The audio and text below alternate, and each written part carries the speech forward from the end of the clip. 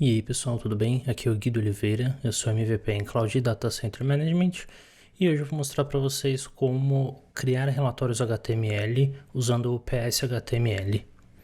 Vamos lá. Para esse exemplo simples, eu vou usar uma lista de processos, só para ilustrar.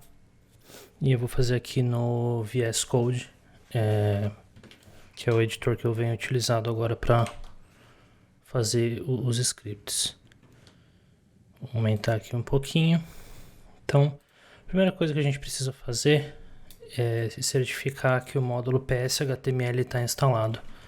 Essa máquina aqui é nova, então eu vou rodar aqui o install module name PS HTML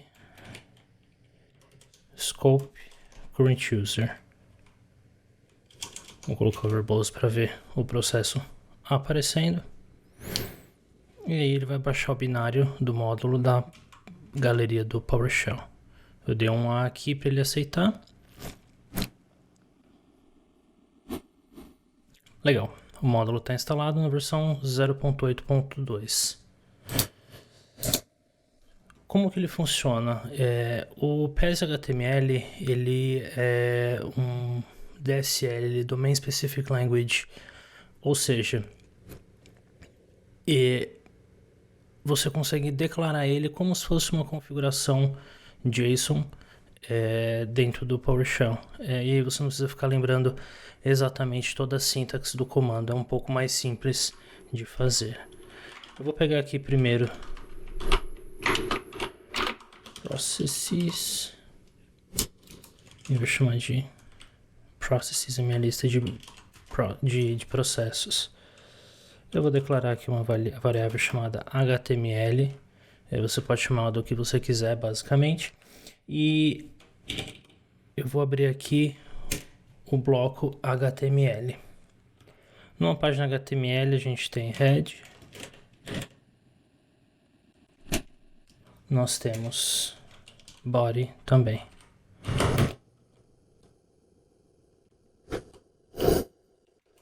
E aí, basicamente, o que for o cabeçalho, formatação, CSS, etc., ele vai dentro desse bloco. E dentro do corpo, a gente vai colocar todos os componentes que a gente quiser colocar dentro da página. Então, eu vou colocar aqui um CSS bem básico para a formatação da tela, da tabela que eu vou gerar. Eu estou usando aqui uma here string, que é basicamente como declarar uma string multilinha, certo? E aí eu vou colocar aqui meu table, td e th, e a gente vai colocar aqui uma border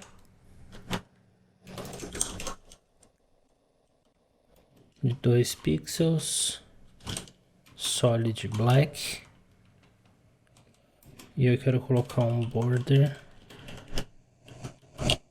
collapse no estilo collapse. Legal. Como que eu agora declaro isso daí?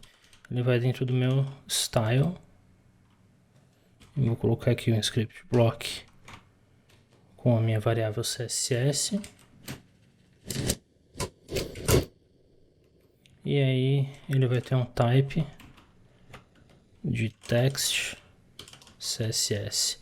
Isso daqui é para quê? Para eu não precisar ficar colocando na formatação dentro da minha tabela. Então, basicamente, o CSS vai colocar essa mesma formatação para qualquer tabela que eu vir a colocar dentro do meu script. Para quem lembra de HTML, eu vou colocar aqui um heading 4. Esta é uma lista de processos. E aí, vamos vir aqui no PowerShell. Eu vou jogar aqui só essa minha lista de processos para ver quais propriedades que eu vou querer exibir. Então, eu vou querer process name e CPUs. Vamos ver se eu tenho os nomes certos das propriedades. Primeira coisa é você ver como que você recupera a informação e depois você pensa numa forma de exibir ela. E aí você pode escolher basicamente qualquer forma. Você pode até jogar para um Power BI se você quiser. Então eu vou colocar property name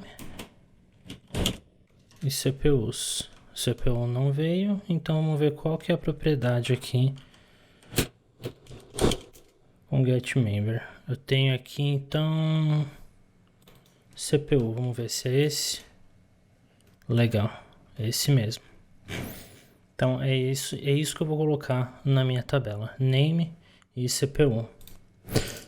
Aqui eu vou colocar uma quebra de linha. E aí eu vou declarar uma table. Essa minha table vai ter o content. E eu abro aqui o bloco para basicamente falar o que eu vou ter dentro dela. Eu vou ter aqui tr da minha linha. A primeira linha ela vai ter um content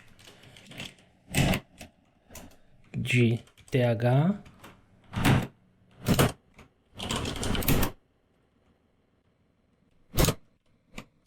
name, e aí eu vou ter uma outra aqui de CPU. Eu usei para quem quiser saber, Shift e Alt e a seta para baixo, ele vai duplicar a linha que eu estou trabalhando para baixo. Legal, então esse meu bloco aqui, ele é o cabeçalho, são os nomes das colunas basicamente que eu vou colocar. E aí, depois que eu coloquei isso, eu vou ter aqui um outro tr, que vai ser uma outra linha.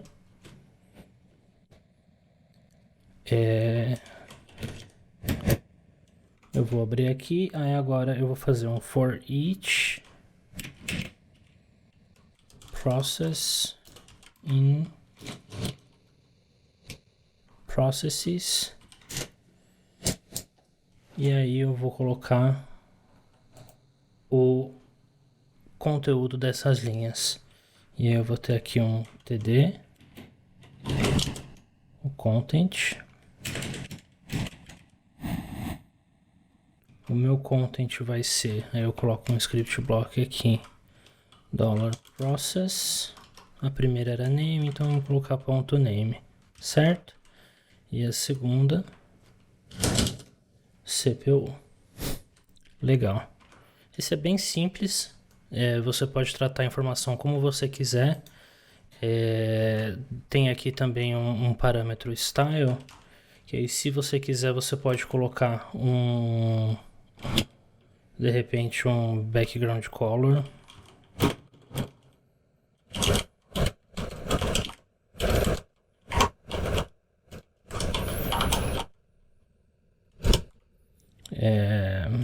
Green, por exemplo. Eu não vou colocar, porque eu acho que não tem necessidade para esse exemplo. Eu prefiro formatar o HTML aqui em cima, via CSS. E caso haja necessidade, a gente pode criar uma condicional. Por exemplo, eu tenho uma lista de VMs no Hyper-V. Se ela estiver ligada, eu coloco o fundo verde. Se ela estiver desligada, eu posso colocar um fundo vermelho, por exemplo, ou amarelo. E é legal. O que isso daqui vai fazer para mim? Diferente do Convert to HTML, ele vai formatar esse corpo do jeito que eu estou declarando dentro de um HTML. Então eu não preciso ficar convertendo vários pedaços e substituindo string. É uma vantagem bem legal em relação ao Convert to HTML nativo.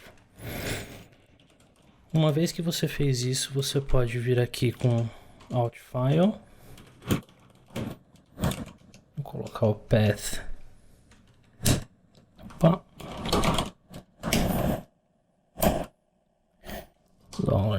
$env user profile desktop teste.html. E aí eu posso dar um invoke item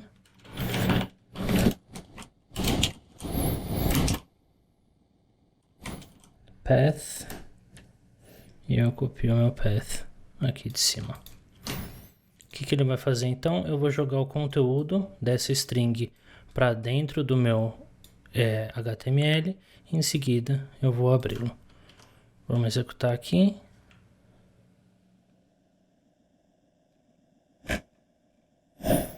Vamos ver se ele vai executar aqui. Primeira vez que eu estou rodando aqui no VS Code nessa máquina. Ah, tá faltando aqui uma chave para fechar do meu body. Então eu tenho aqui essa do meu for each.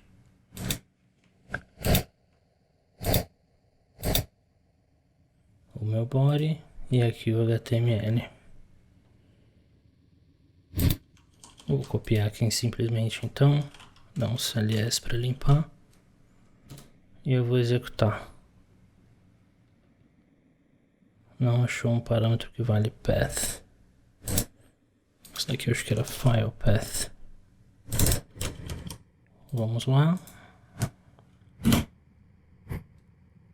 Vamos abrir aqui no Edge.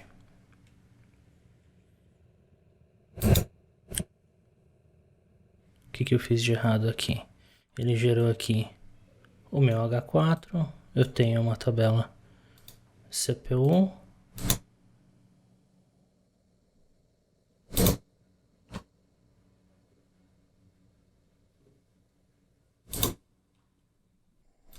Ah, tá. Então aqui eu esqueci de colocar mais uma row. E aí vamos ver esses dois caras aqui. Para cima. Vamos ver agora se ele vai executar. Vou fechar aqui. E executar novamente. Será que ele vai funcionar direitinho?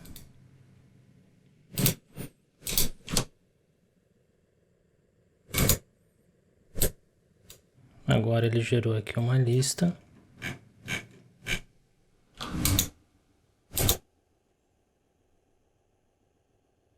Com nome e CPU. Mas ainda tem alguma coisa errada. Vamos ver o que é.